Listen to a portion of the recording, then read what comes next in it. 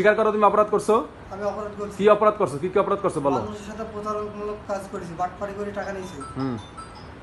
আর কি করছো? বাটপারি কি বাটপারি করছো? আম, লিচু, গরু? লিচু, গরু, টায়ার। ও আচ্ছা, টায়ার। হ্যাঁ, আর ওই যে ড্রাইভিং লাইসেন্সের জন্য টাকা নিয়েছি। আর চাকরি বাবদ? চাকরি বাবদ নিয়েছি 2000। আচ্ছা ঠিক আছে। এখন কথা হচ্ছে তোমার শাস্তি কি করা উচিত বলো। তোমাকে আমরা আইনের হাতে তুলে দিব, পুলিশের হাতে তুলে দিব, ঠিক আছে? তোমার কি এখানে কোনো মারা হয়েছে? না। আচ্ছা ঠিক আছে। তুমি কি চাও আমাকে এটা বলো। টাকা কি দিতে পারবা?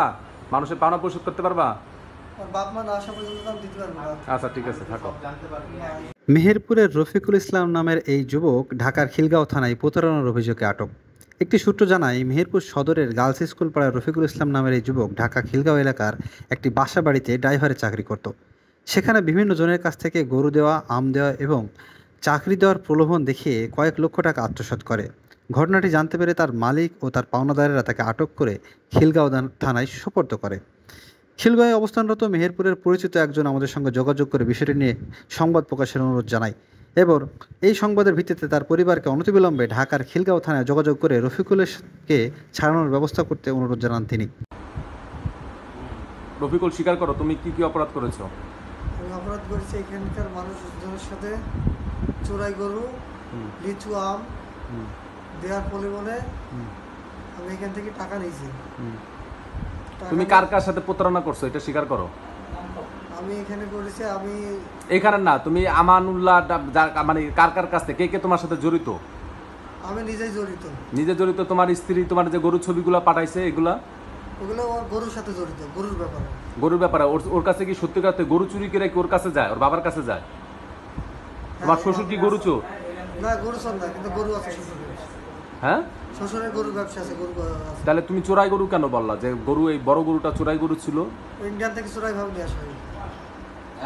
ইন্ডিয়া থেকে চোরাই পাবেন, এই জন্য এটা চোরাই গরু। তা তুমি 40,000 টাকায় কি 3-4 লাখ টাকার গরু দিয়ে দিতে পারো? চোরাই গরু চুরি করে নিয়ে চলে আসে। বর্ডার টপি, বর্ডার পার হইতে 10,000 টাকা খরচ হয়। আচ্ছা ঠিক আছে। আরেকটা জিনিস হলো, তুমি সবার কাছে, তুমি তোমার মালিকের কাছে মিথ্যা কথা কেন বলছো? তুমি আমার কাছে মিথ্যা বলছো। তুমি বলছো যে তোমার মালিকের কাছে তুমি সব বলছো। আমার কথা হচ্ছে তুমি কালকে বন্ধ মিথ্যা বলছো। কালকে তোমার বলা হয়েছে যে তুমি কি পল্লবের থেকে 30,000 টাকা নিয়েছো, তুমি বলছো হ্যাঁ। আজকে পল্লব বলতেছে তুমি তার থেকে 42,000 টাকা নিয়েছো। আর আজকে 4-5 দিন তার ঘুরাচ্ছ। এগুলো কি তোমার ইন্টেনশন পূর্ব থেকে জানা ছিল তুমি এরকম করবা? এবং করে ভাগটা কবে? আমার ভাগার নিয়ত ছিল না, তবে এটা আমি করে ফেলেছি। টাকাগুলা কোথায় গেছে? টাকাগুলা গেছে মেহেরপুরে গেছে, বউ অস্বীকার করছি, বোর কাছে গেছে। বোর কাছে কত টাকা দিছো?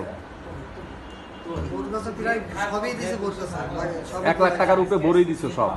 1 লাখ টাকাটা 90,000 টাকা বোরই দিছো। বউ 90,000 টাকা কি করছে সেটা বউ জানে। বউ জানে? আচ্ছা, আর তোমার এই যে বউরে 90,000 টাকা দিলা, এই রাসেল ছেলেটাকে? এই রাসেল ছেলেটা হলে আমার বাড়ির পাশে। সে কি তোমার পার্টনার? ভাই, আমার কোনো পার্টনার না, তার সাথে উঠা বসা লেনদেন আছে। আচ্ছা, তুমি এই চালাকিটা কার থেকে শিখছো? এটা তো তোমার প্রথম চালাকি না। মানুষকে প্রতারণার কৌশল কোথা থেকে শিখছো? আমি এইটার ব্যাপারে চিন্তা ভাবনা করেছি 1 মাস হবে, কিন্তু আমি নিচে কটা দিন ধরে। তোমার এখান থেকে সত্যিকার অর্থে ভাগার অর্থ ছিল কবে ভাগতে চাও? আমার এখান থেকে যাওয়ার ইচ্ছা ছিল কুরবানির পরে 2 দিন পরে। বেতন নিয়ে যাই টাকা ছুটিতে যেতাম। এরপর আর আসতা না? আসতাম। আসলা কেন? তাহলে এই মানুষগুলো তোমার কাছে টাকা চাইতো না? আমার চিন্তা ভাবনা অন্যরকম ছিল। আমি নিছি এখন বহুত চাপে, আর মেহেরপুরের যে ঋণ আছে সেই ঋণের চাপে পড়ে এই টাকাগুলো নিয়েছিলাম। আমার যে চিন্তা ভাবনা ছিল, আমি ঈদের 2 দিন পরে ছুটিতে যাব, ওখানে গিয়ে শ্বশুরের কাছ থেকে যেভাবে পারে 1 লাখ টাকা নিয়ে মেহেরপুরে এসে আপনাদের টাকাগুলো পরিশোধ করব, পরবর্তীতে আমি এখানে আবার চাকরি করব, এমন চিন্তা ভাবনা ছিল। তুমি তাহলে সবার কাছে কেন মিথ্যা বলছো? একজনের কাছে এক কথা কেন বলছো? এটা উদ্দেশ্য কি? তোমার কি মনে হয় না যে এগুলো ধরা খাবে একদিন না একদিন? তোমার কি কখনো মনে হয় না যে এটা ধরা খাইতে পারি আমি? আমার চিন্তা ছিল যে আমি আজকে হোক কালকে হোক সবাইকে বলবো, আপনাদের বলবো, বলে 1 মাস সময় নেবো এই কারণে, যাতে সব কিছু ঠিক থাকে। আচ্ছা ঠিক আছে, তুমি তোমার অপরাধ স্বীকার করতেছো, এই তো? যে আমি অপরাধী, আমি প্রতারক।